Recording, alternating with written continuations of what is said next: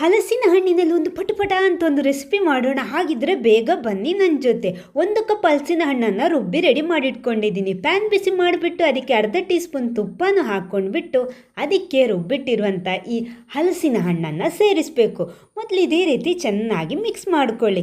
ಸ್ವಲ್ಪ ಅದು ಡ್ರೈ ಆಗಿ ಬರಬೇಕು. ಅಷ್ಟೊತ್ತು ಇದನ್ನು ಇದೇ ರೀತಿ ಮಿಕ್ಸ್ ಮಾಡ್ತಾ ಬನ್ನಿ. ನೋಡಿ, ಈ ರೀತಿ ಇವಾಗ ರೆಡಿಯಾಗಿದೆ ಅಲ್ವಾ.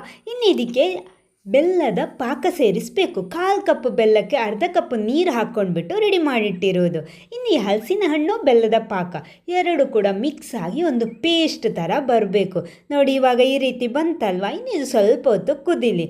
ನೋಡಿ ಯಾವ ರೀತಿ ಇದೆ ಅಂತ. ಇದನ್ನೇ ತಿನ್ನಬೇಕು ಅಂತ ಅನಿಸುತ್ತೆ ನಮಗೆ. ನೋಡಿ ಸಾಕು. ಇನ್ನೇನು ಮಾಡಬೇಕಂದ್ರೆ ಇದನ್ನೊಂದು ಬೇರೊಂದು ಬೌಲಲ್ಲಿ ಹಾಕಿಟ್ಕೊಳ್ಳಿ. ಆಮೇಲೆ ಅದೇ ಪ್ಯಾನು ಗ್ಯಾಸಲ್ಲಿ ಇಟ್ಕೊಂಡ್ಬಿಟ್ಟು 1 ಕಪ್ ನೀರು ಕೂಡ ಸೇರಿಸ್ಕೊಳ್ಳಿ.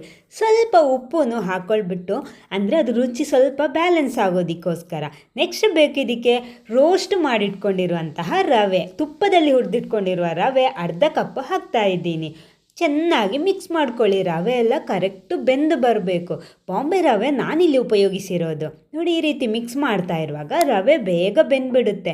ಆಯ್ತಲ್ವ, ರೆಡಿ ಆಯಿತು. ಇನ್ನು ಇದಕ್ಕೆ ನಾವು ಅವಾಗ ರೆಡಿ ಮಾಡಿಟ್ಟಿರೋ ಆ ಒಂದು ಪೇಸ್ಟ್ ಇದೆಯಲ್ವ, ಹಲಸಿನ ಹಣ್ಣು ಮತ್ತು ಬೆಲ್ಲದ ಪಾಕದ್ದು, ಅದನ್ನು ಹಾಕ್ಕೊಂಡ್ಬಿಟ್ಟು ಎಲ್ಲ ಕೂಡ ಒಂದು ಸಲ ಈ ರೀತಿ ಮಿಕ್ಸ್ ಮಾಡ್ಕೊಳ್ಳಿ. ಅಂದರೆ ಗಂಟಿಲ್ಲದೆ ಮಿಕ್ಸ್ ಮಾಡಬೇಕು. ರವೆ ಅಲ್ವಾ, ಸ್ವಲ್ಪ ಗಂಟು ಕಟ್ಕೊಳ್ಳುತ್ತೆ. ನಿಧಾನಕ್ಕೆ ಕಡಿಮೆ ಉರಿಯಲ್ಲಿಟ್ಕೊಂಡು ಗಂಟೆಲ್ಲ ಬಿಡಿಸಿ ನೋಡಿ ಈ ರೀತಿ ಮಿಕ್ಸ್ ಮಾಡಬೇಕು. ರೆಡಿ ಆಯ್ತಲ್ವ, ಯಾವ ರೀತಿ ಇದೆ ಅಂತ ನೋಡಿ. ಎಲ್ಲ ಕೂಡ ಒಂದು ಸಲ ಮಿಕ್ಸ್ ಮಾಡ್ಕೊಳ್ಳಿ. ಬೆಲ್ಲ ಬೇಡ ಅಂದರೆ ಸಕ್ಕರೆನೂ ಹಾಕ್ಬೋದು, ಆದರೆ ಬೆಲ್ಲ ಹಾಕ್ಕೊಂಡ್ರೆ ಚೆನ್ನಾಗಿರುತ್ತೆ. ಆಮೇಲೆ ಫೈನಲ್ ಆಗಿ ಒಂದು 2 ಟೀ ಸ್ಪೂನ್ನಷ್ಟು ತುಪ್ಪನೂ ಹಾಕ್ಕೊಂಡ್ಬಿಟ್ಟು ಮಿಕ್ಸ್ ಮಾಡಿದ್ರಂತೂ ಒಂದು ಸಖತ್ತಾಗಿರುವಂತಹ ಕೇಸರಿ ಬಾತ್ ರೆಡಿ ಆಗುತ್ತೆ. ಅದಕ್ಕೆ ಸ್ವಲ್ಪ ಏಲಕ್ಕಿ, ಆಮೇಲೆ ತುಪ್ಪದಲ್ಲಿ ಹುರಿದಿಟ್ಕೊಂಡಿರುವಂಥ ನಟ್ಸ್ ಎಲ್ಲ ಸೇರಿಸ್ಕೊಳ್ಳಿ. ರೆಡಿ ಆಯ್ತಲ್ವ, ಸ್ಟವ್ ಆಫ್ ಮಾಡ್ಕೊಳ್ಳಿ. ನೋಡಿ ಯಾವ ರೀತಿ ಇದೆ ಅಂತ. ನೋಡುವಾಗಲೇ ತಿನ್ನಬೇಕು ಅಂತ ಅನಿಸಲ್ವಾ ನಿಮಗೆ?